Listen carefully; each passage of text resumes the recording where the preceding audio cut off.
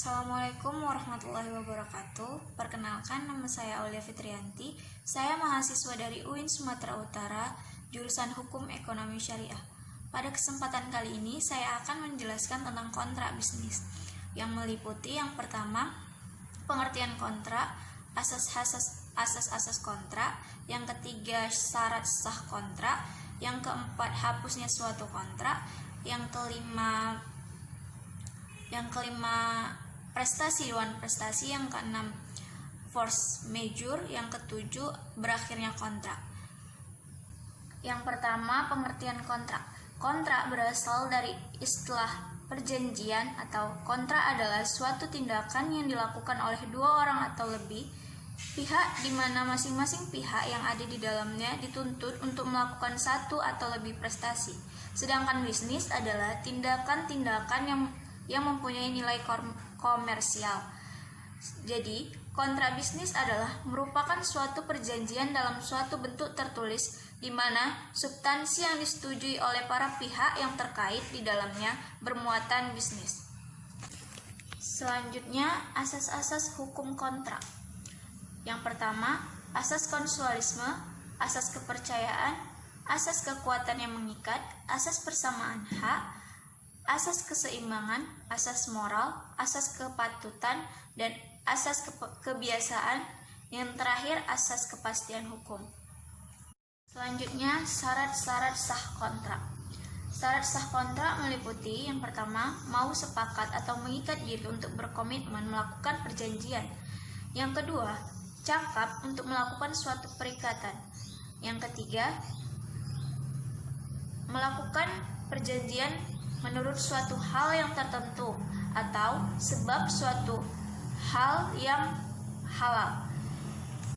Hapusnya kontrak atau berakhirnya kontrak.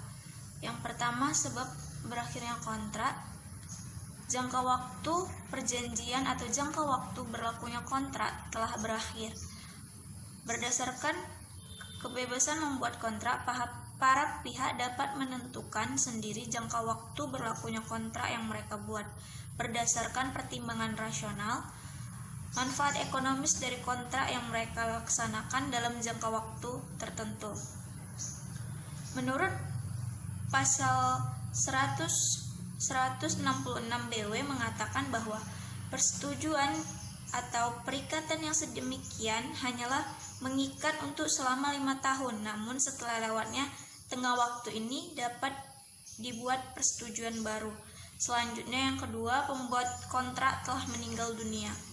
Suatu kontrak dapat berakhir atau hapus apabila salah satu pihak maupun kedua belah pihak sebagai subjek yang membuat kontrak itu telah meninggal dunia. Yang ketiga, pembuat kontrak mengakhiri kontrak. Kontrak yang dibuat para pihak dapat berakhir atau hapus dikarenakan satu di antara dua pihak ataupun kedua belah pihak sebagai subjek hukum yang mengakhiri kontrak, meskipun jangka waktu berlakunya kontrak yang ditentukan oleh pihak dalam kontrak tersebut belum berakhir. Selanjutnya, yang keempat, prestasi dalam kontrak yang telah dilaksanakan. Kontrak dapat berakhir atau hapus apabila para pihak sebagai subjek yang membuat kontrak telah melaksanakan maksud dan tujuan dalam isi kontrak. Yang berupa prestasi merupakan kepentingan para pihak yang telah tercapai. Selanjutnya, putusan hakim mengatakan batal kontrak. Kontrak berakhir atau hapus karena terdapat putusan hakim yang memutus berakhirnya atau hapusnya kontrak tersebut berdasarkan gugatan pembatalan yang diajukan oleh salah satu pihak, disebabkan karena tidak terpenuhinya syarat-syarat subjektif. Penjelasan tentang prestasi dan non-prestasi. Prestasi dalam suatu kontrak adalah melakukan atau melaksanakan secara keseluruhan isi dari kontrak yang telah disepakati. Bentuk atau wujud dari prestasi yang pertama, memberikan suatu atau membayarkan harga barang atau menyerahkan kekuasaan atas suatu benda, misalnya dalam hal jual beli. Yang kedua, berbuat sesuatu, misalnya memperbaiki barang yang rusak, membongkar tembok, dan lain-lain.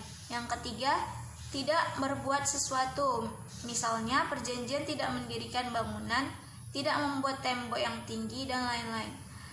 Yang kedua, penjelasan dari wan prestasi atau ingkar janji. Wan prestasi dalam suatu kontrak adalah salah satu atau semua pihak yang terkait dalam suatu kontrak tidak melakukan suatu kewajiban atau prestasi yang tertulis dalam kontrak yang telah disepakati bersama. Akibat dari tidak dipenuhinya atau tidak diberlakukannya kewajiban tersebut akan merugikan hak dari salah satu pihak yang telah bersepakat tersebut.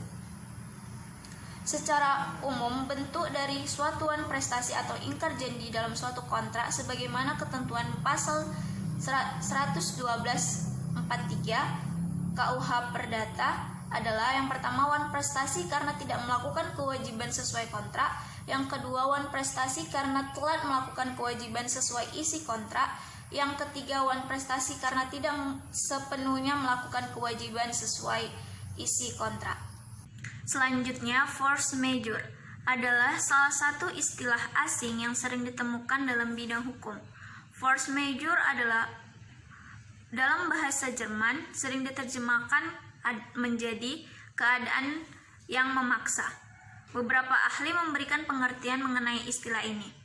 Yang pertama, pengertian menurut Subjekti, force majeure adalah suatu alasan untuk dibebaskan dari kewajiban membayar ganti rugi.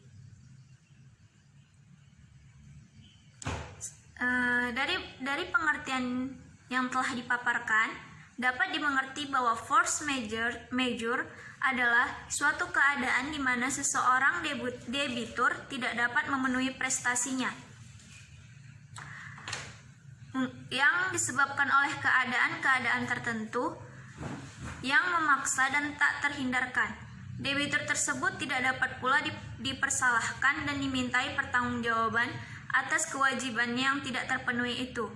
Dasar hukum keadaan memaksa terdapat pada pasal 1244 dan 1245 Kitab Undang-Undang Hukum Perdata yang masing-masing berbunyi: pasal 1244 KUH Perdata, jika ada alasan untuk itu, si berhutang harus dihukum mengganti biaya ganti rugi dan bunga apabila ia tidak dapat membuktikan bahwa hal itu pada waktu yang tepat dilaksanakannya perikatan itu. Pada pasal 1245 KUH Perdata, tidaklah biaya rugi dan bunga harus digantikannya, apalagi lantaran keadaan